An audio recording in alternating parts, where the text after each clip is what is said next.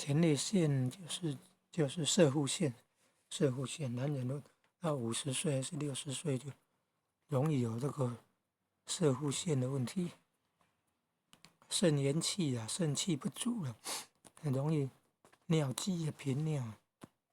用牛奶加那个1汤匙肉桂粉来喝，肉桂粉说还可以消灭膀胱里面的细菌呢。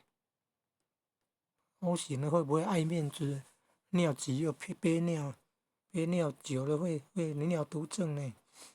那个细菌会跑到膀胱呢，那尿毒症就很严重了。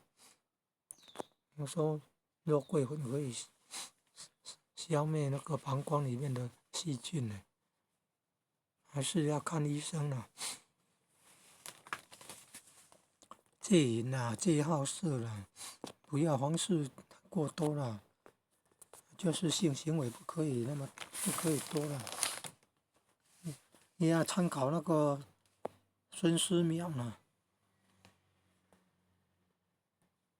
后来做保生大帝呢，医圣张继张仲景，然后唐朝孙思邈后来做医圣还是什么不？